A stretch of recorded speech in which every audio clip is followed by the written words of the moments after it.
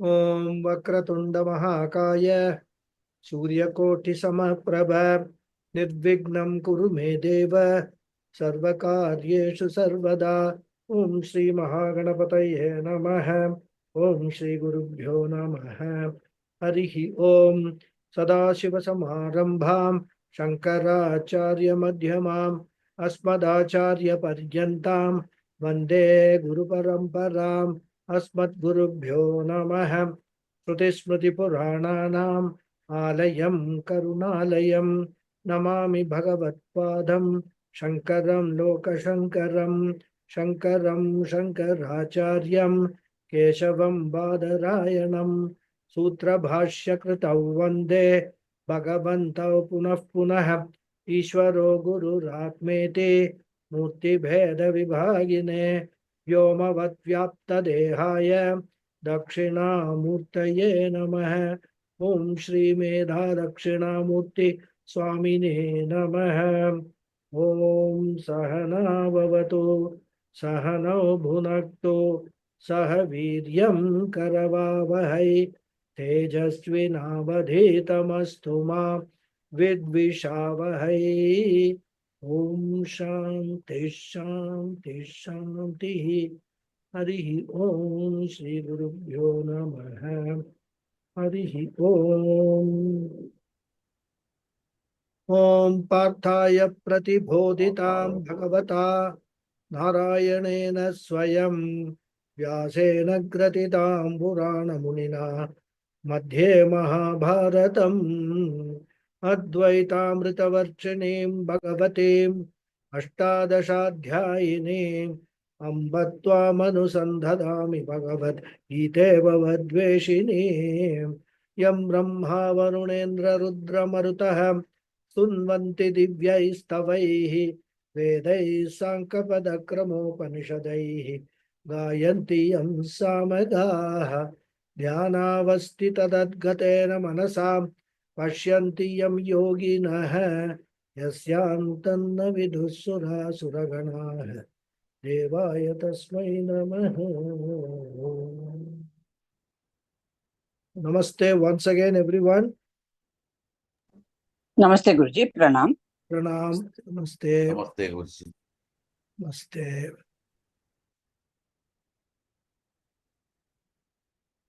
So we are seeing the third shloka of the 7th chapter. Manushyanam sahasresho kaschid siddhaye yatatamapi siddhanam kaschin mam veti tatvatah.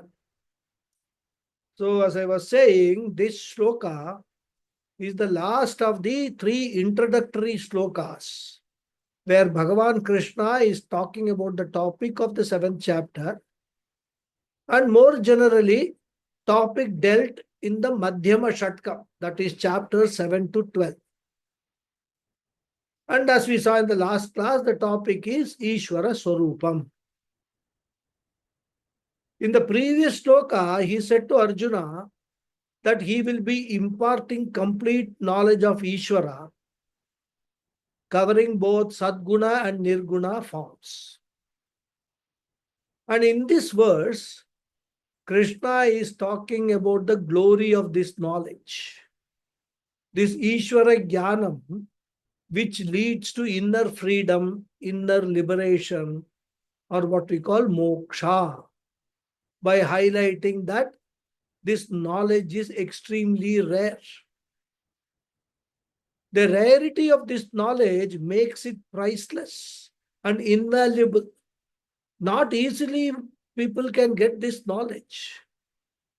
And therefore, any amount of effort put in to gain this knowledge, any amount of sacrifice made to gain this knowledge is worthwhile. And in this sloka, he explained in what way this knowledge is rare. He says, among the masses, the number of people wanting moksha is very few. People may want moksha, but their idea of moksha is going to some other place, to Vaikuntha, Swargaloka, and they think that that is what is moksha is all about. And that is what they have studied, what they have been taught through the Puranas and etc.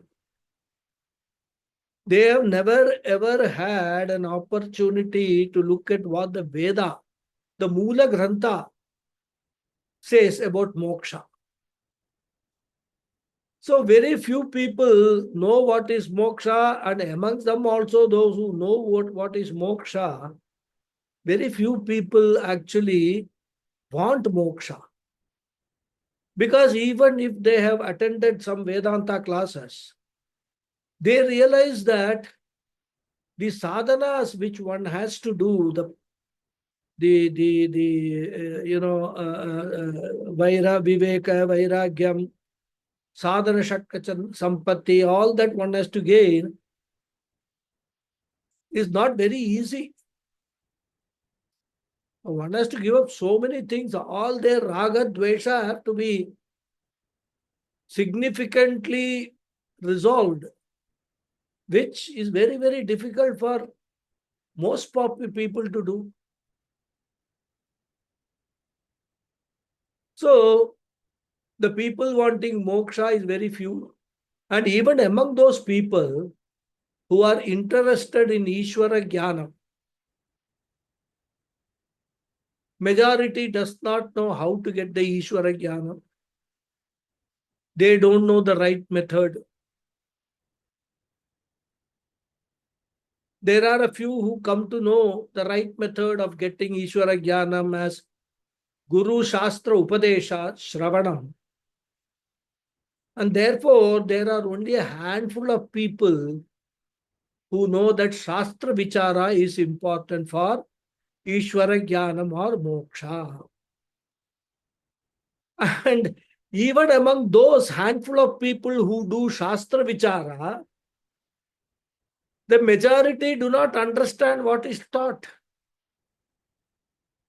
When they attend the class, they think they have understood everything, but when they go back and the class is over, they find that they have not understood many things. And therefore, Krishna tells Arjuna, hey Arjuna, you can understand how very, very, very few people have this knowledge. And therefore, this is the rarest form of wisdom. And in the last class, we saw the explanation of the first line of the shloka. Manushyanam sahasreshu kaschid yatati siddhaye.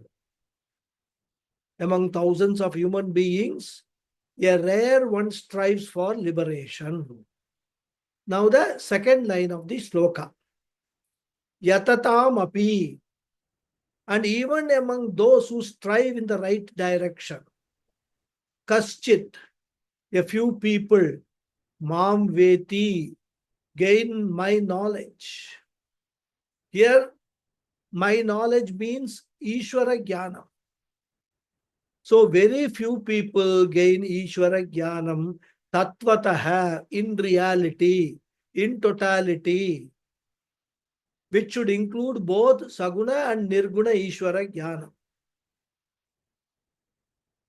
So, this is the glorification of the knowledge by highlighting the rarity of this knowledge.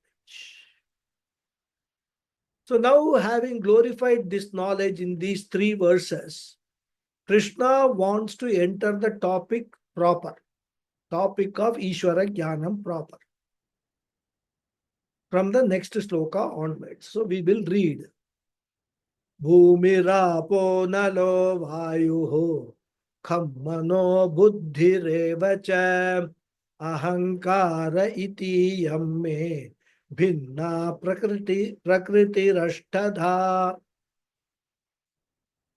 The Anvaya of the sloka is Bhumihi Apaha Analaha Vayuhu Kham Manaha Buddhihi Evacha Ahankaraha Iti Iyam Me Prakritihi Bhinna Ashtadha. You all know the meaning, but still I will say Bhumi, earth. Apaha, water. Analaha, fire. Vayuhu, air. come space. Manaha, the cosmic ego. Here you must not misunderstand Manaha as our individual mind. This is the cosmic ego, cosmic mind. Buddhihi, the cosmic intellect.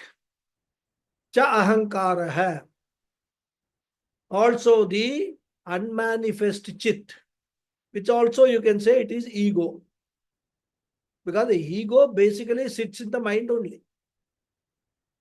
Itam iye iyam me prakriti iti iyam me prakriti. This is my nature.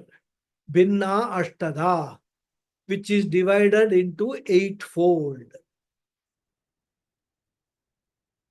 So earth, water, fire, air, space, the cosmic ego, the cosmic intellect, and also the unmanifest chit.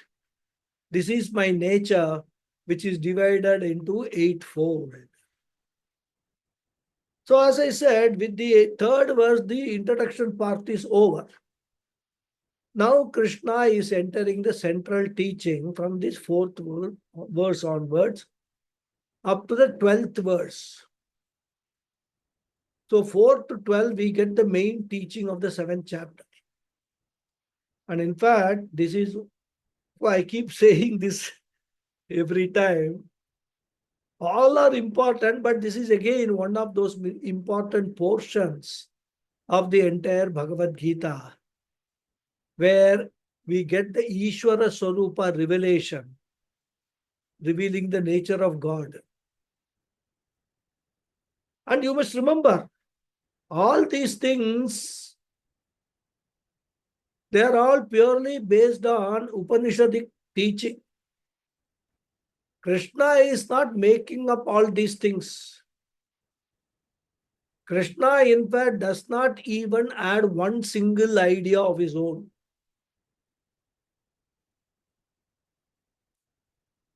The whole teaching is borrowed from the Upanishads alone.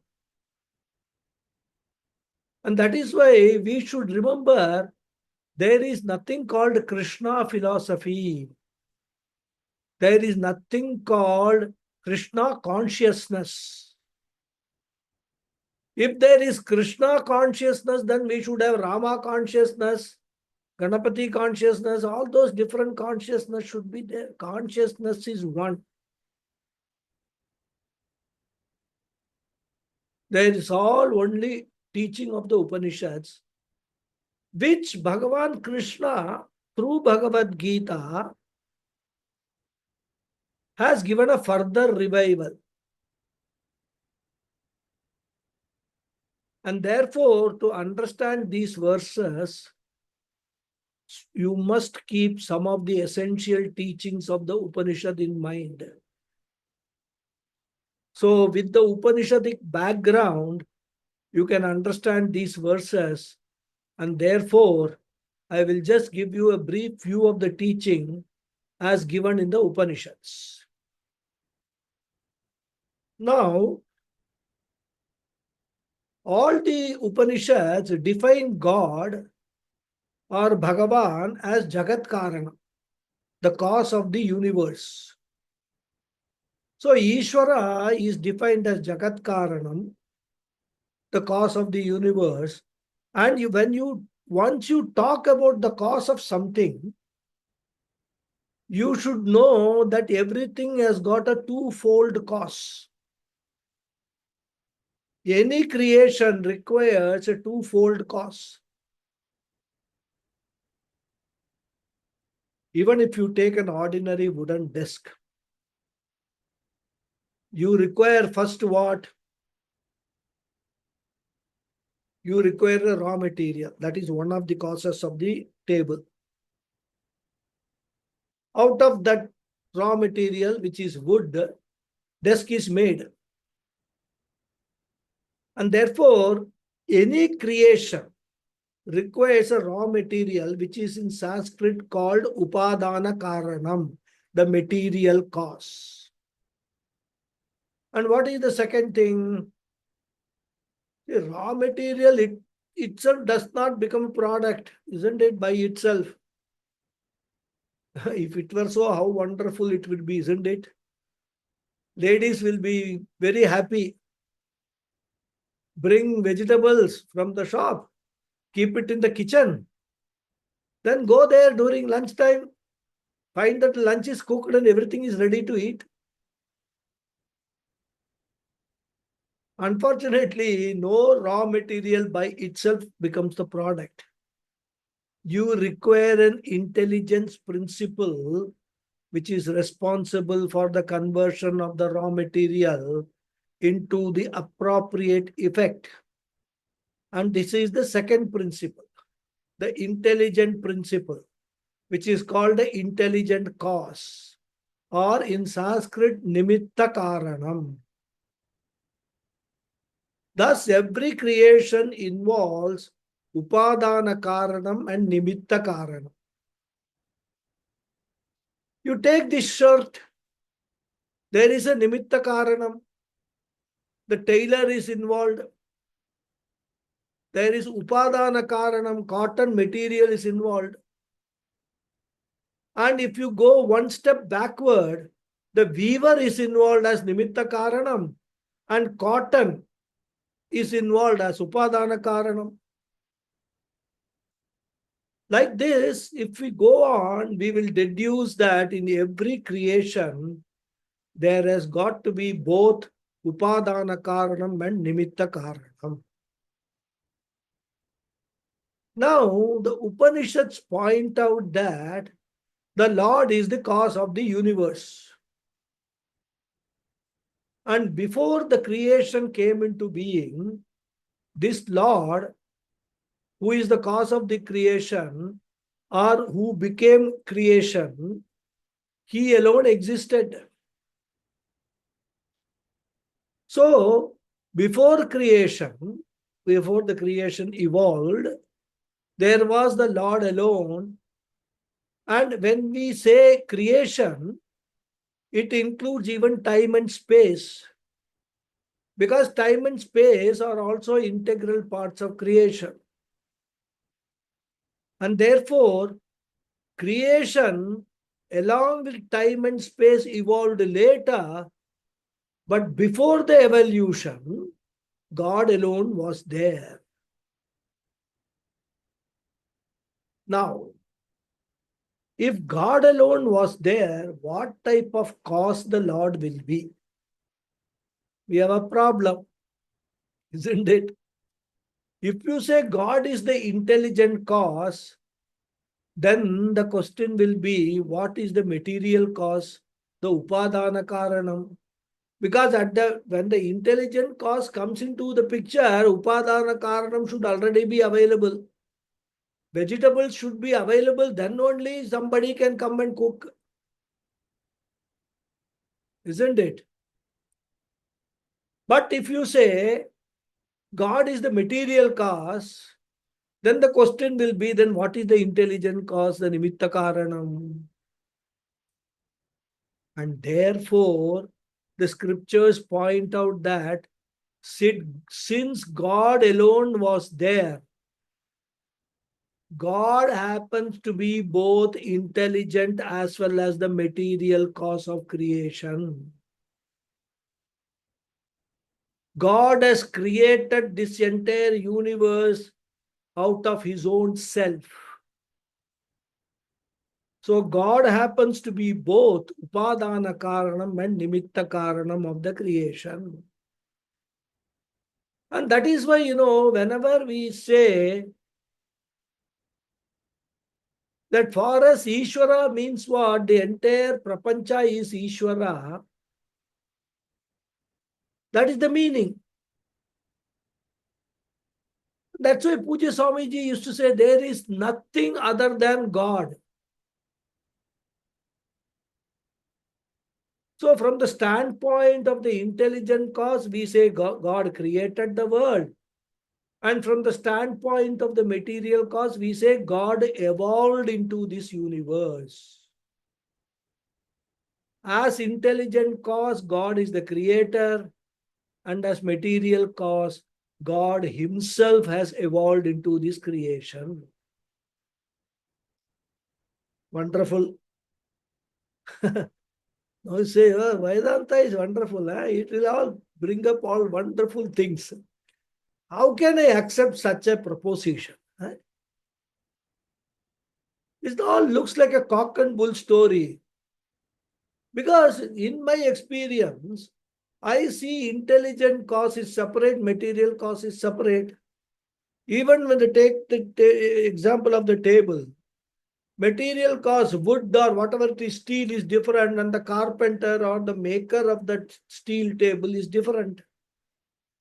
Beaver is different, cotton is different, mason is different, bricks, cement, etc. are different.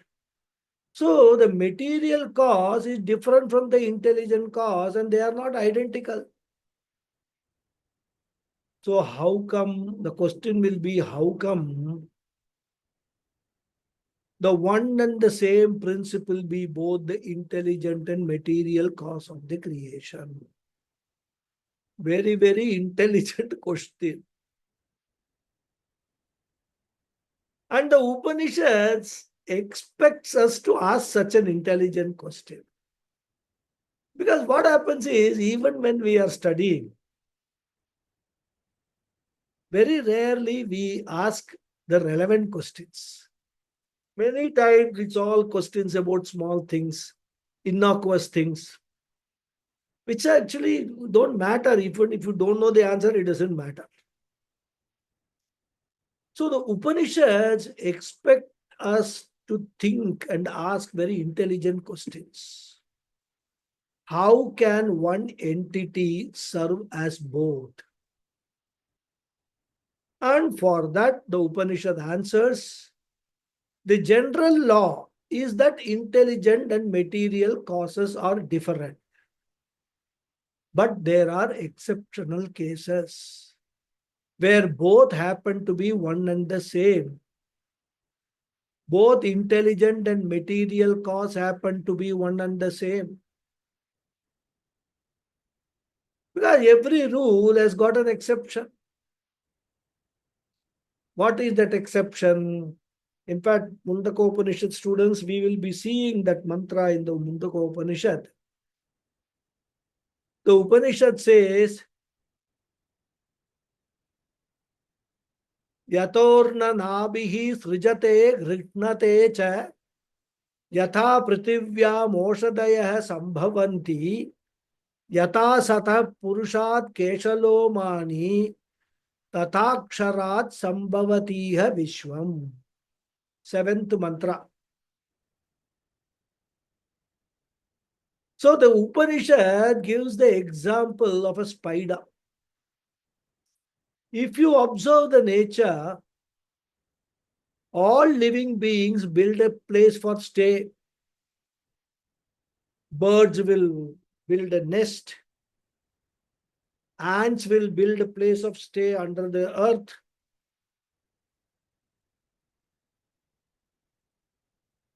So a residence for themselves, they build out of external raw material.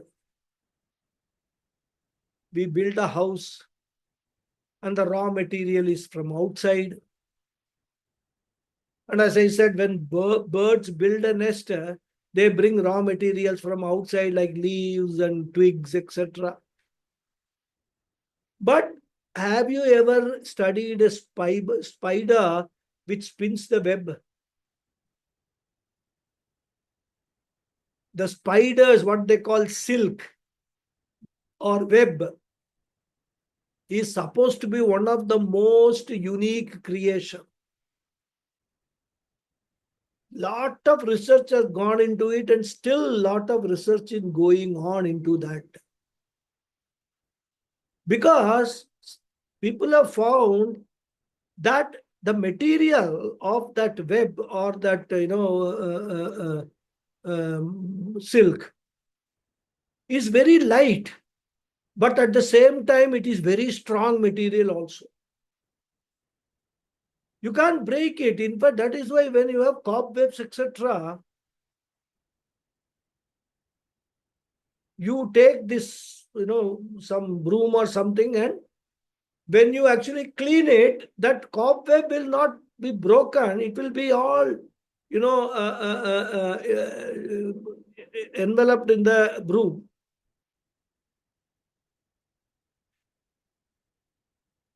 So therefore, it is the lightest material and strongest material also. In fact, I am told that they are trying to research to make bulletproof vests out of that or something similar to that. So much research is going on. Now, when the spider wants to spin the web, because mind you, web is the a creation of the spider and also its residence. Once it has created the web, the spider stays there and waits for what? The insects to come and fall in the web and get, and then it will swallow that. So, when the spider wants to spin the web, where does it find the raw material? It has got the raw material also within itself. And therefore, we can say spider is not only the intelligent cause of the web, but also the material cause of the web. And in Sanskrit, such a cause is called Abhinna Nimitta Upadana Karana. It's a technical word. Abhinna Nimitta Upadana Karana means a condition in which one cause happens to be both intelligent and material cause. Now, Ramuji, who is in the class, he has sent me a message. Let me see what it is. It's something to do with this example I am giving. He says, parachute material, they want to make like that. Army research is going on. So not only bulletproof jackets, but parachute also they want to make out of the material of a spider web. A strong material. So similarly, the Lord is both the intelligent and material cause of this wonderful creation. Now the next question will be, if that is so, what is the nature of this God? What is the nature of that Jagat Karanam? And in the Upanishad, and in keeping with what Lord Krishna also pointed out, that the Lord consists of two principles. The two principles put together is God, which is symbolized in our religion as Ardhanarishwara. Ardhanarishwara represents the two principles of God. And these two principles are known differently by different names in the Upanishad. Krishna names these two principles as Para Prakriti, the higher principle, and Apara Prakriti, the lower principle, or you can call it inferior principle. Superior principle and inferior principle. So if you don't want to use the word inferior, call it higher principle and lower principle. So Para Prakriti and Apara Prakriti, both of them put together is Ishvara. Now we have to understand what are the features of these two principles. And these two principles have got some common features as well as some uncommon features.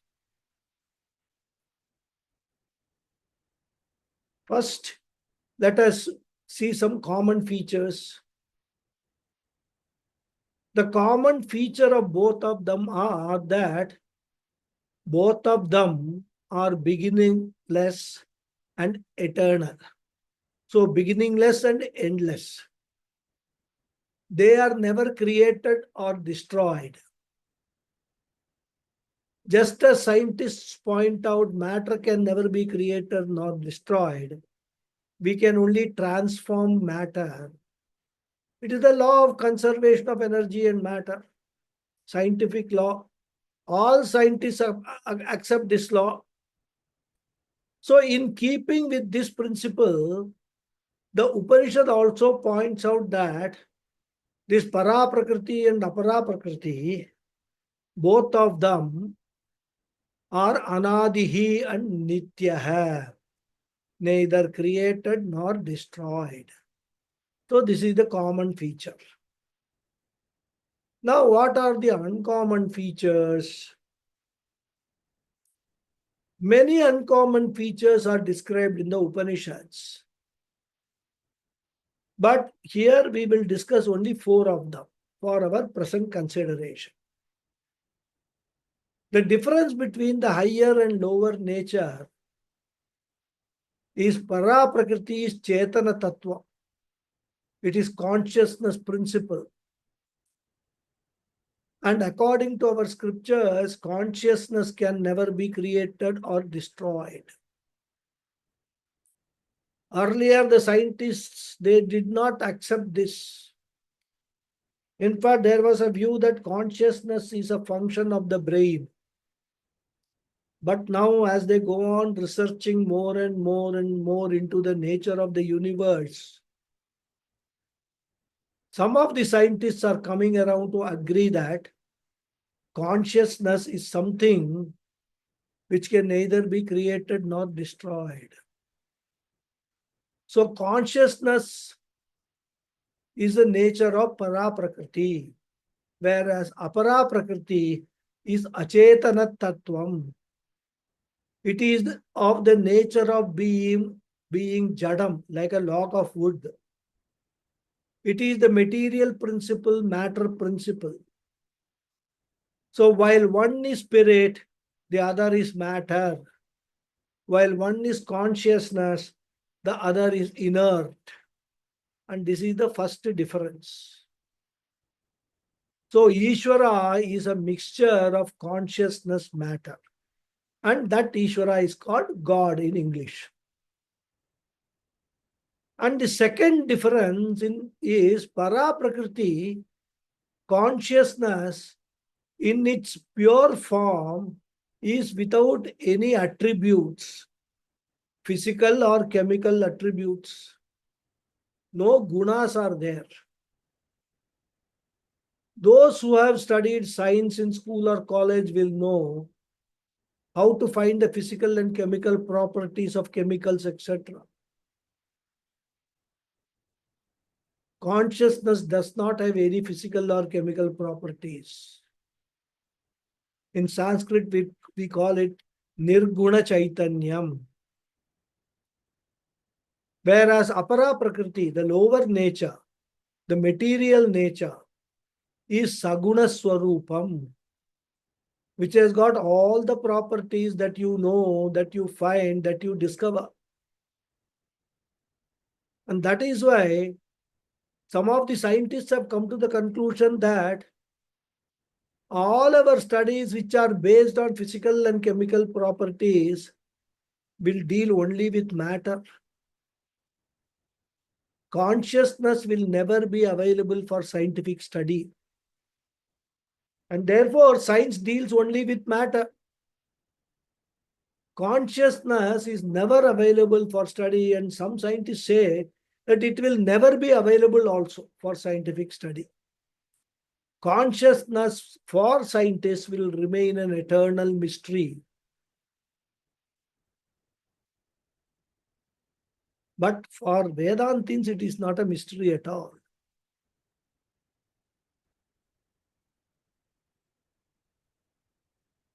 We will say it is not a mystery. And because of this, many scientists do not accept consciousness as an independent principle. But Upanishads have an answer.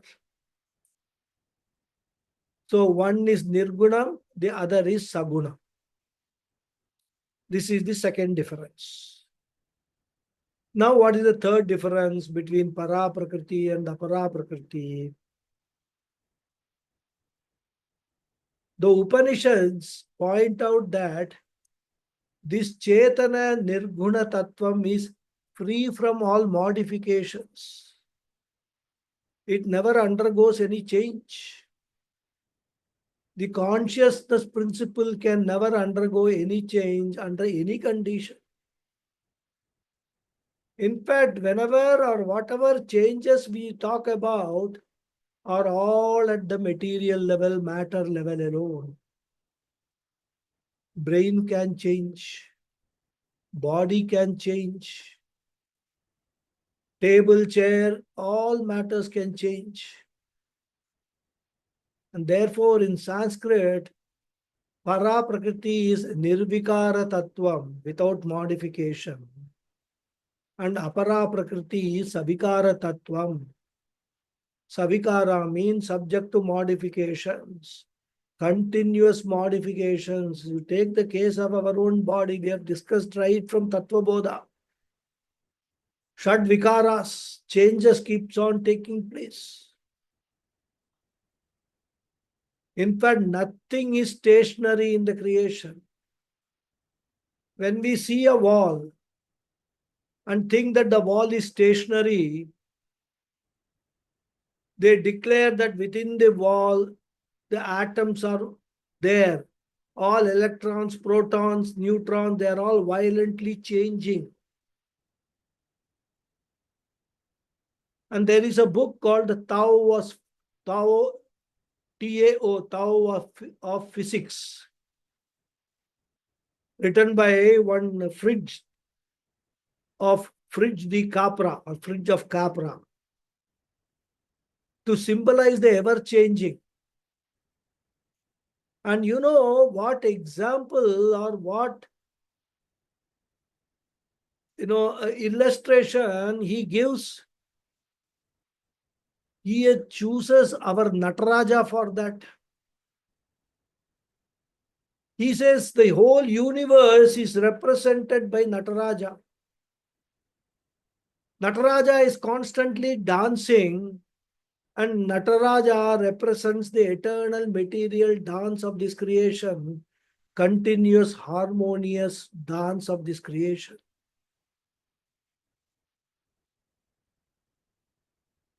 And that is the significance of Nataraja.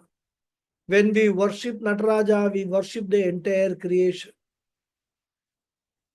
We worship all the changes that are taking place continuously in the creation.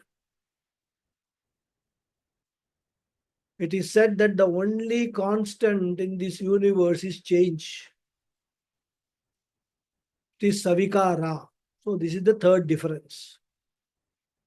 So first and second difference are Chetana Tattvam, Achetana Tattvam, Nirguna Tattvam, Saguna Tattvam, now Nirvikara Tattvam and Savikara Tattvam. And the fourth and final, for the time being, is the Para Prakriti is said to be Satyam, independently existent. The consciousness principle, the Chetana Tattvam, is always independent. Whereas Achetana Tattvam, the Jada Tattvam, will have dependence upon the Chetana Tattvam for everything. Therefore, this is said Satyam is Swatantraha and Apara Prakriti is Mithya. Sorry, Para Prakriti is Satyam or Swatantraha and Apara Prakriti is Mithya, Paratantraha. So these are the differences between Apara and Para Prakriti. And these two put together is Ishvara. And this Ishvara is the cause of creation. Now you imagine a state before the evolution of the creation when God alone was there. Both Para and Apara Prakriti features, principles were there together in a seed form. And out of that God takes place the evolution of this world. Now the scriptures talk about this evolution very elaborately. It is called Srishti Prakaranam, which, if you all remember, those were Tattvabodha students, you would have, my students are Tattvabodha students anywhere else also, would remember Srishti Prakaranam chapter. Here, that was based upon the Upanishadic teaching. Here in the 7th chapter, Krishna presents the evolution in 2 stages. Like a seed becoming a plant, which is an intermediary stage, and thereafter the plant becomes the full-fledged tree. Exactly like that, he says, this creation also evolves in 2 stages. And how does that happen? This evolution, which is called in modern science cosmology, it's a very big topic. And not only very big, it's a mind-boggling topic also, because continuous research is going on. Endless. There are theories and theories and theories of cosmology. Many new theories are displacing the old one. Some scientist will come up with one theory, he will get a PhD and a Nobel Prize. Then another scientist will come with another theory, which will negate the previous theory. This fellow also will get a PhD and a Nobel Prize. Because none of these theories can be verified. It keeps on changing. So not only world is changing, the theories also keep changing. So the question is, this modern cosmology, which the scientists are researching, they can tell you what happened after the Big Bang. But how do they know what happened at the time of Big Bang? Whatever they say is all speculative. There is nothing to prove because nobody witnessed it. And here, Krishna is presenting the evolution based on Sankhya philosophy. As we know, there are many philosophies in our tradition. And one of the well-known philosophy of Darshanam is Sankhya Darshanam, presented by Kapila Muni. We have talked about the Sankhya Darshanam when we discussed the 2nd chapter, if you remember. That chapter itself is called Sankhya Yoga Nama Dvitiyodhyaya.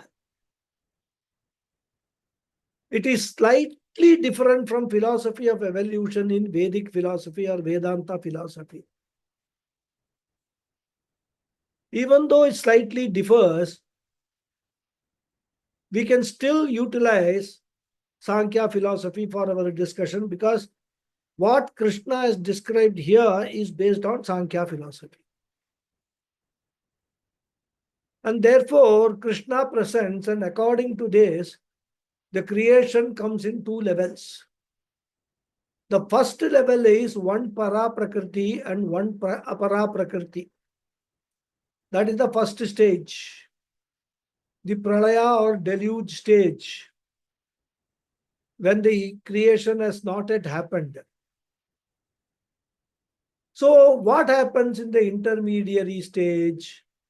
This one apara prakriti multiplies itself into 8-fold principle. Para prakriti has always been there, consciousness is always there. It is because of consciousness only this apara prakriti evolution itself takes place. That is the battery for the evolution to move. So apara prakriti multiplies itself into ashtada apara prakriti, which is the intermediate stage. And so what happens to para prakriti? Nothing happens. Nothing happens. Why nothing happens to para prakriti? Because we have already said, para prakriti cannot undergo any modification, any change. Nirvikara tattvam. And therefore, the consciousness principle remains the same. Material aspect alone multiplies into ashtada, eightfold materials. And therefore, in the intermediary stage, how many factors are there? Eightfold apara prakriti plus one para prakriti, total 9. And this is the intermediary stage of evolution of God. You should not forget, not get lost in para prakriti, apara prakriti, and all that. Ultimately, this is all what we are gaining is knowledge of Bhagavan Ishvara. So this is the intermediary stage of God. And thereafter comes the final explosion, final magnification, wherein the Ashtada Prakriti multiplies into the manifold universe. Taittiriya Upanishad explains, Akashat Vayuhu, Vayuragnihi, Agnirapaha, Apah Prithivye, Prithivyaam Oshadayah, Oshadibhyo Annam, Annat Purushaha. Once Purusha comes, all mischief, all problems will start. That is called samsara. So, so the eightfold apara prakriti becomes the manifold creation. And therefore, whatever material aspect you are seeing in front of you, they are all what? Apara prakriti aspect of God. And that is why everything in the universe, in the nature, is worshipable by us. Animals we worship, trees we worship, even rodents, etc. we worship, rats, etc. as Ganesha's Vahana. We use the flowers for worshipping. We use the leaves for worshipping. We may use the stones for making idols of Bhagavan. Everything in the nature, we worship snakes. Poisonous snakes we worship. Nagapanchami. So, our Sanatana view of the world is everything is God. Everything is worshipable. And therefore, everything needs to be respected, revered. It is because people have gone away from this philosophy, which is the eternal philosophy, that today we are talking about all environmental protection. We are talking about what is that called, warming of the earth, etc. If we had treated everything in the universe, all trees, plants, flora, fauna, everything with respect, if we had not destroyed them the way we have destroyed, there would have been no global warming and not any of these things. So man himself is the destroyer of his own self.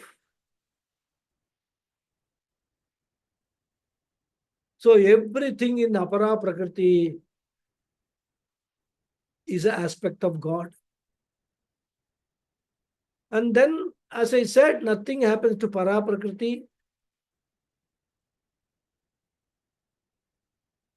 And where is that Para Prakriti now? We search everywhere. Krishna says, stop searching. That Para Prakriti is you, the observer, the Sakshi Chaitanyam. So the very Jiva Tattvam, the very observing consciousness principle is Para Prakriti. And whatever is observed is Apara Prakriti. So when we say God, the entire nature and me, including we both, put together the meaning of God or Ishvara. What is the observer is para prakriti, the observed is apara prakriti. And that is why, as I told, this mixture is presented as Ardhanari Narishwara Tattva.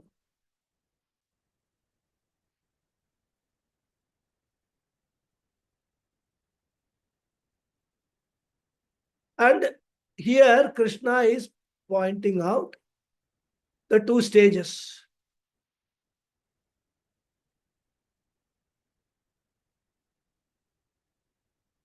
So he is presenting the intermediary stage in two verses, fourth and fifth, of which we are now discussing the fourth verse. So, as I said earlier, when there is a revolution from the first to the second stage, para prakriti remains the same because para prakriti, the consciousness by its very nature, is not affected. Some of you may know Narayaniam, isn't it? In Narayaniam, the first verse, Bhattadari defines God as Kala Desha Avadibhyam Nirmuktam. God is beyond time space parameters. The verse goes like this: Santranandavabodhatmakamanupamitam Kaladeshavadibhyam Nirmuktam Nityamuktam Nigamashata Sahasrena Nirbhasyamanam. Beginning, right introduction itself is saying God, Ishvara, Narayana, whom he is actually praising through this entire 100 slokas of Narayaniyam. He says he is beyond time and space. Nitya Nirmuktam, Nitya Yuktam, Nitya Muktam.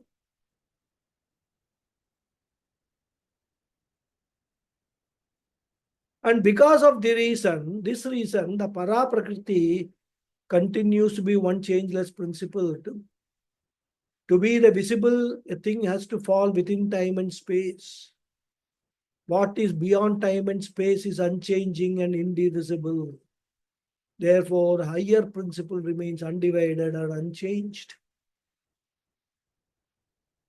This is all very important to note, because when we finally come to Aham Brahmasmi, why we say I am not changing? Because I am a combination of both para prakriti and apara prakriti.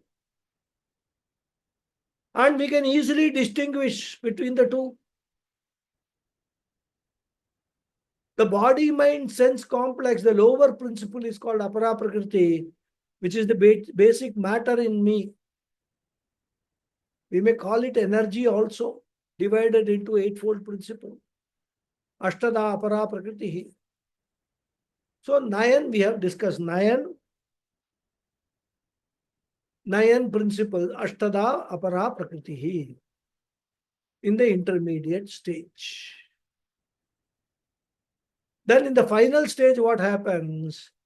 The eightfold apara prakriti further magnifies and expands to become the multifarious creation, consisting of the galaxies, the solar system, the planet, the continents, and as I said, even the body, mind, sense complex, which is also modified matter only.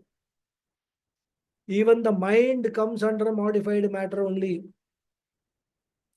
According to the scriptures, mind is also matter only. The only difference is it's a subtle matter. Again, you should bring in Tattva Bodha. Wonderful introductory text. Those who are seriously interested in Vedanta, if you have not gone through Tattva Bodha, please go through Tattva Bodha. In fact, I think my talks on Tattva Bodha may be available. I don't remember, it happened long ago. I might have uploaded it in the YouTube. You can search. It's a beautiful text, though if you have not studied it, you must study it. In fact, it's a useful text to revise also. Even you are studying Upanishads, etc. In between, when you get time, you revise the knowledge through Tattva Bodha. So refreshing the knowledge continuously is very important. There in Tattva Bodha, we talked about the nature of the mind in the context of Sukshma Shariram, the subtle body. What did we say? Apanchīkrita panchamaha bhūtaihi kritam satkarma janyam sukha dukkhadi bhoga sadhanam pancha jnanendriyani pancha karmendriyani pancha pranadayah manaschaikam buddhischaika evam saptadasha kalabhihi sah yat tishtati tat sukshma shariram. There, the Sukshma Shariram itself was divided into 17 different aspects. And this is not the topic, for discussion in detail. So what we have to notice, mind is also a subtle matter and therefore is a product of apara prakriti. Body is a product of apara prakriti. Entire visible creation is also a product of apara prakriti. So what we are experiencing now, what we are observing now around us is the final product. But here in this verse, Krishna is not talking about the final product. He is talking about the intermediary stage in this sloka. And that is what is described. Now let us look at the sloka. Krishna enumerates eightfold apara prakriti, which is matter principle or energy principle or inert principle. Consists of what? Bhumihi. Bhumihi means earth. Apaha, waters. Anaraha, fire. Vayuhu, air. Kham, space. And these are Panchamaha Bhutani, the five elements. And here also we have to note in our scriptures, they talk about two types of Panchamaha Bhutani. One type of Panchamaha Bhutani is called Stula Bhutani, the tangible, the concrete five elements. And those concrete elements are the final products. But before the arrival of the concrete elements, they have got an abstract form, which is a subtle form, which is Sukshma Panchamaha Bhutani, the subtle elements. Because all these we have seen, as I said, in Tattva Bodha. So in English, what we are seeing is gross elements, and before gross elements evolved, they evolved out of the subtle elements, which are the intermediary products. Gross elements are the final product. And as I said, in this verse, Krishna is talking about intermediary stage of creating the subtle elements. And therefore, we must understand Bhumihi means Sukshma Bhumihi, invisible earth principle. Apaha, the Sukshma Jalam, invisible water principle. Similarly, Sukshma Analaha, Sukshma Vayuhu, Sukshma Kham. Kham means Akasha, space, the subtle space. And not only these five subtle elements, he adds three more principles, which are known as Manaha, Buddhihi, and Ahankaraha. And these principles are based on Sankhya philosophy. So these are all technical words. These are subtle and therefore not visible. So therefore, you must be careful, not misunderstand here. Earth means the earth, that the globe that we experience. Similarly, you must not understand Manaha as the individual mind, which is the final product. We are not talking about the individual human mind. Here, Manaha is also a technical word. Buddhi is also not our intellect. It's a technical word. Even ahankara, or these are all terminologies used in the Sankhya philosophy. So you can understand it as math principles, subtle principles at the intermediary stage. We'll stop here and continue in the next class.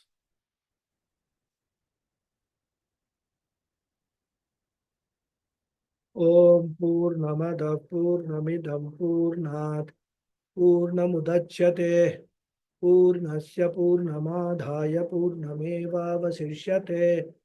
Om Shanti Shanti Shanti.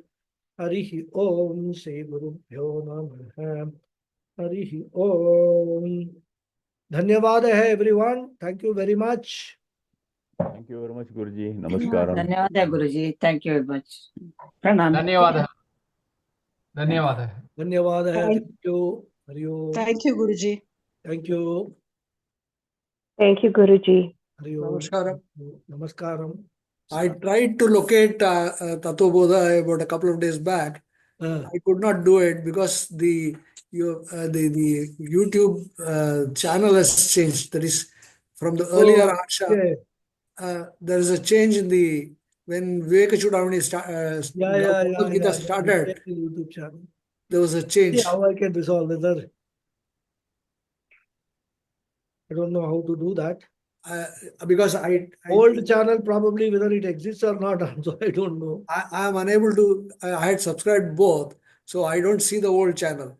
Probably they have removed it. YouTube, they keep on doing this, Yeah. So that is the thing. नमस्ते गुरुजी Anyhow, let us see. Whether Okay. if I can resolve it, I will resolve it and let you know. Thank you. Raghuji, Anji. Ramu here. Yeah. You had a book written out of Tattvabodha. Yeah, I had written. That you can share with them. Yeah. That I can forward that that PDF file.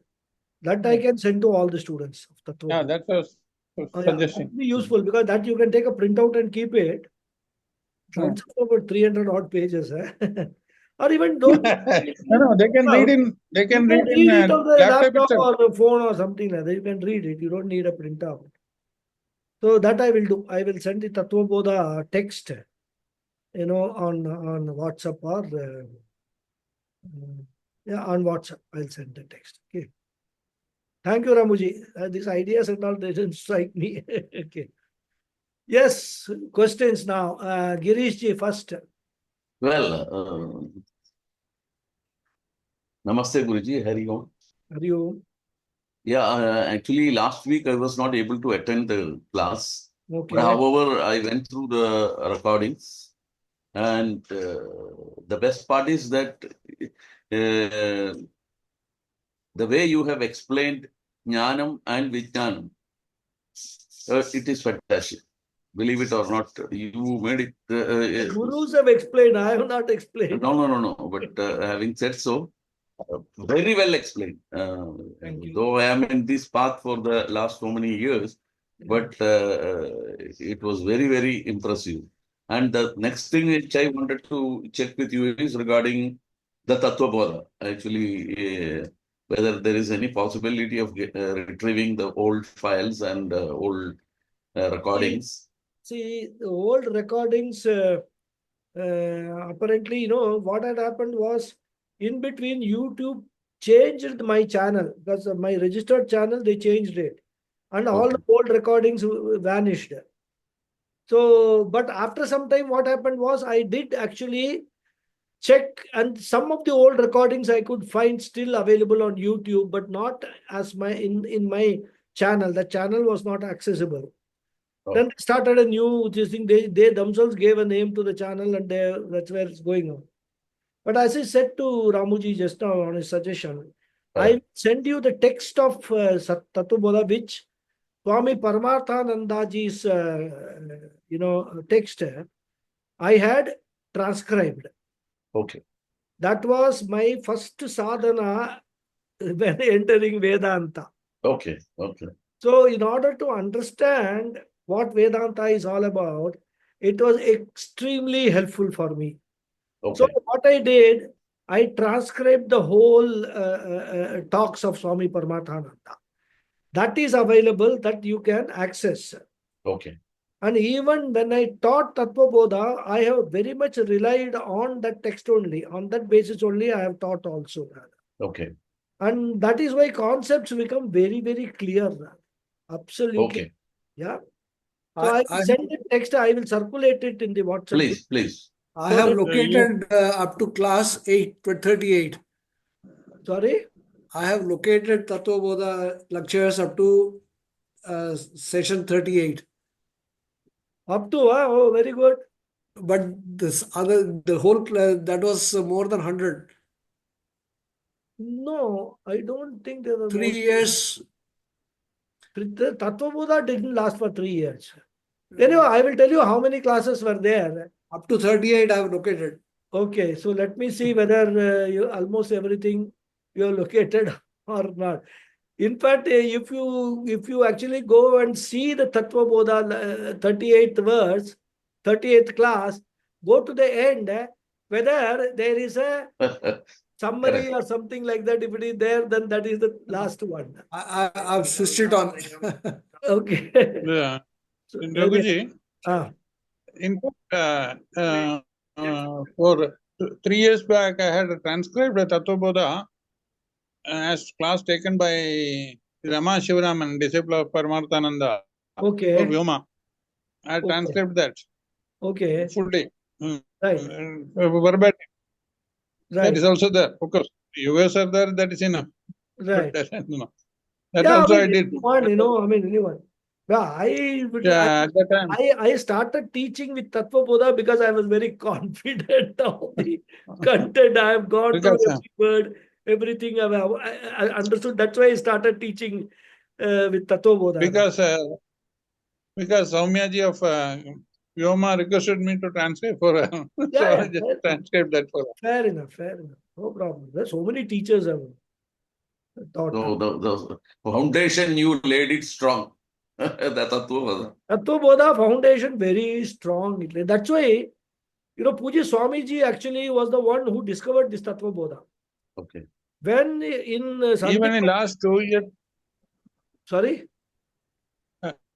even last lecture or this lecture itself, Swami Paramarthananda asked everyone to review it and remind it. Yes.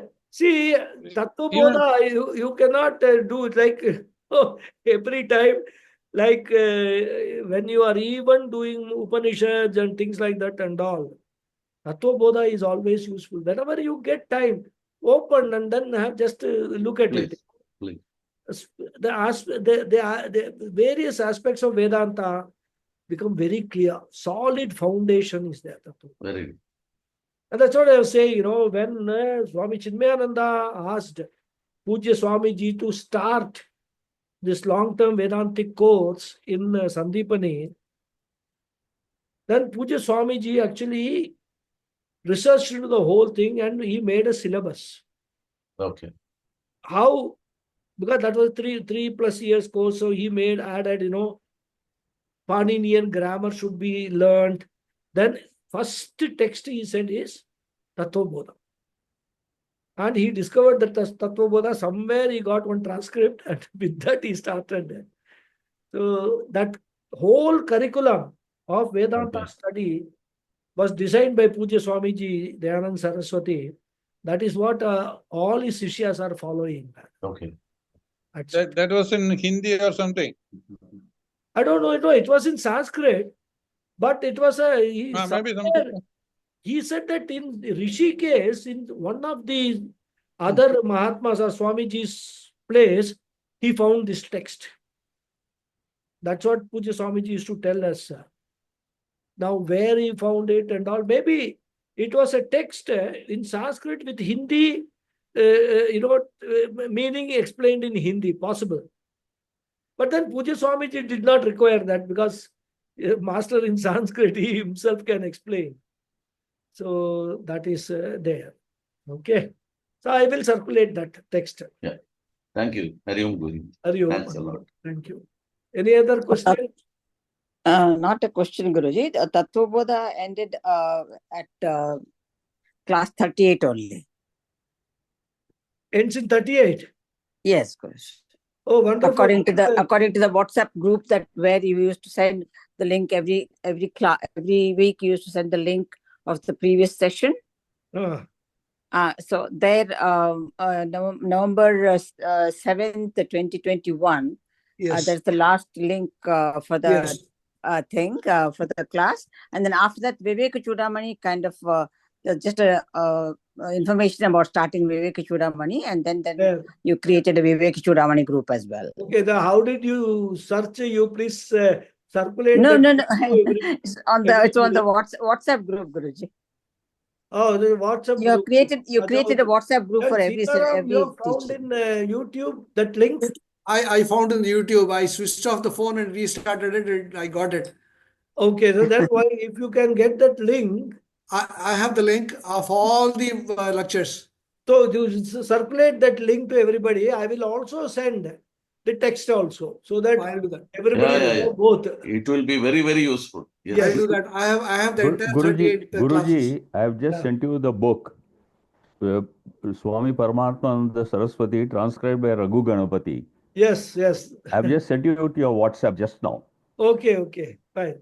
So that can be probably. We'll circulate that. I will circulate that, and Sitaram will circulate the YouTube link. Yes, I'll do that. You can revise whenever you get. Very good. Very good. I could not retrieve you started posting the links from the class 5, Guruji, but then I could not get the links for the first 4 classes. I'll check again that. I'll check again whether Thank you very much. I'll check. Probably, because the idea of uploading into the YouTube came later only. I'm not sure.